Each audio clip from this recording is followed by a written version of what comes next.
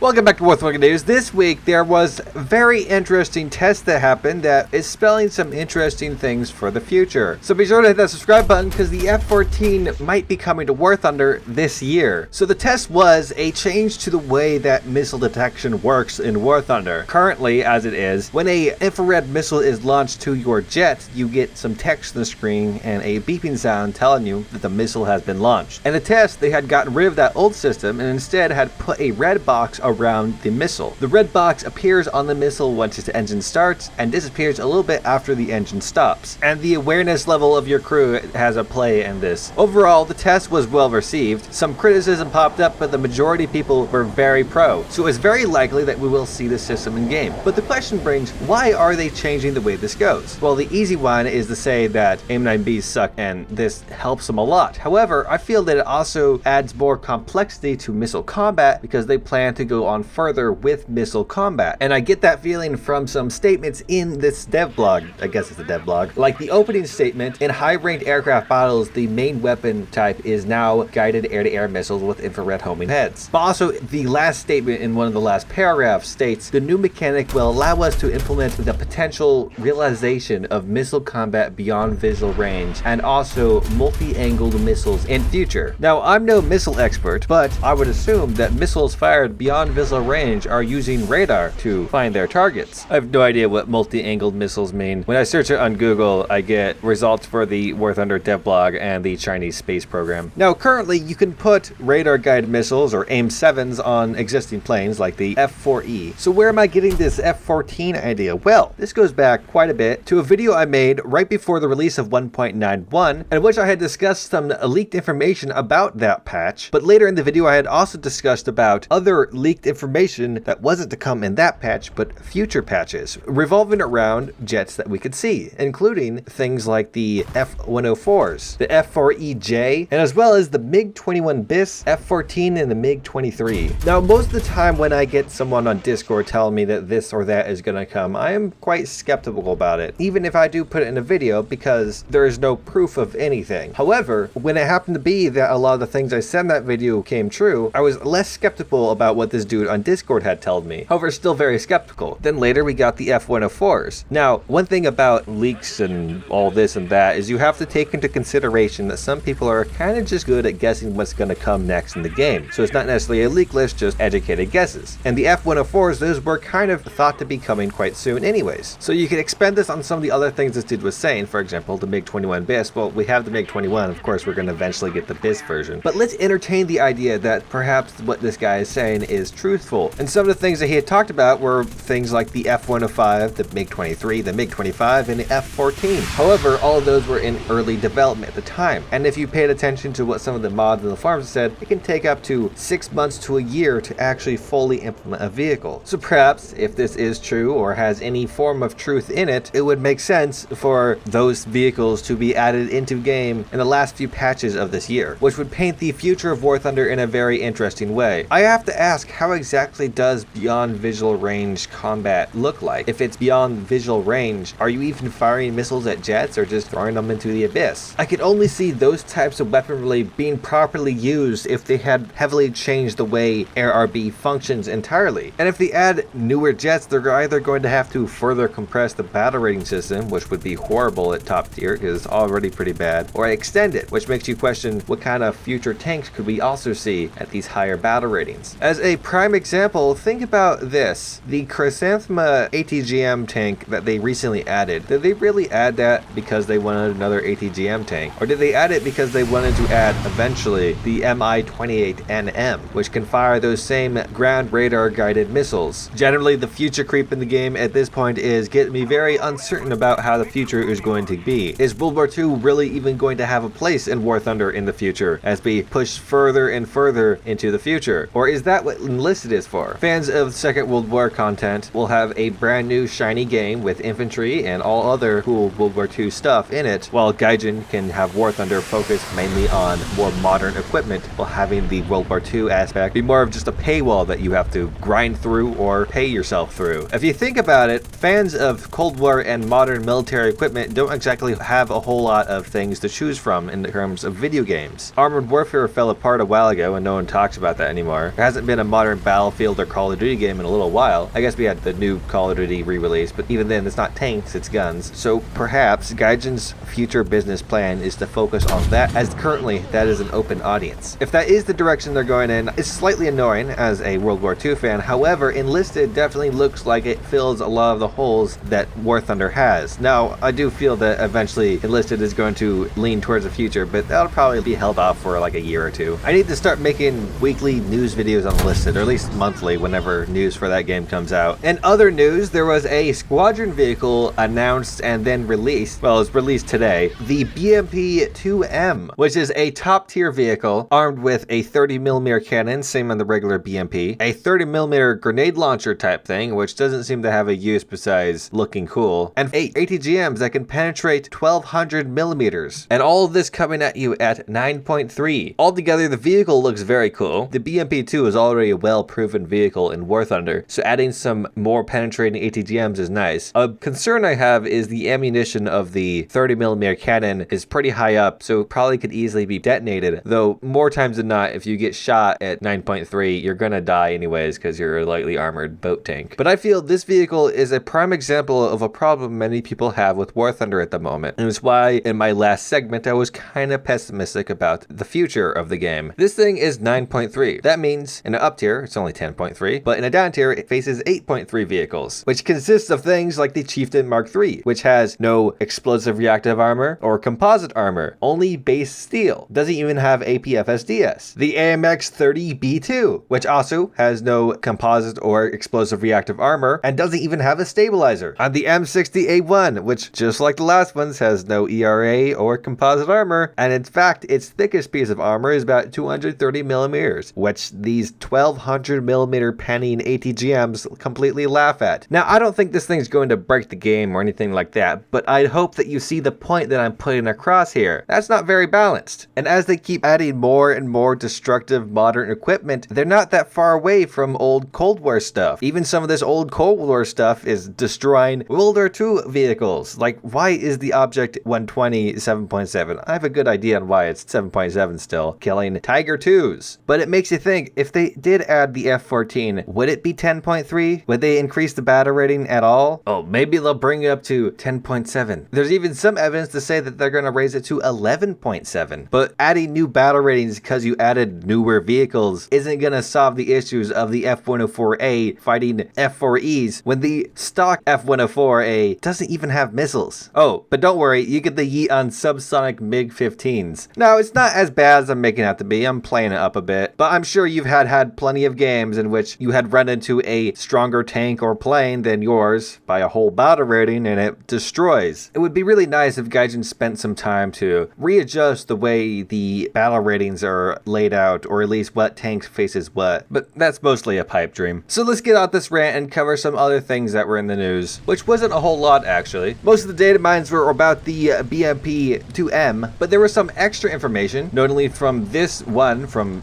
Gazabi. I don't know how to pronounce this name. Hungarian is a very interesting language, which had a few notable points in it. Puric acid TNT equivalent levels were buffed from 0.94 to 1.1. The M8 Greyhound got some engine sounds, but most interesting and quite comedic, the 75mm XM274 APFSDS had a reduction to its mass, which reduces the penetration overall from 3.05 kilograms to 2.2 kilograms. This one's funny because it doesn't seem to be any of the official patch notes, which makes me assume perhaps they didn't have a proper source for this, but they needed to nerf the tank because it was doing too well, which you would expect it to do because it's like the automatic but smaller profile. Or on the other hand, perhaps this is what the actual weight of the shell is, and they had it overperforming because they wanted people to buy it through Golden Eagles because they need to make money with overpowered tanks. But that's just about all the major news stories. The last one is actually me thanking my Patreons and YouTube members. Starting with the Patreons, only one this time around, Red Fox, thank you very much. And for YouTube members, Peter Kliglinski,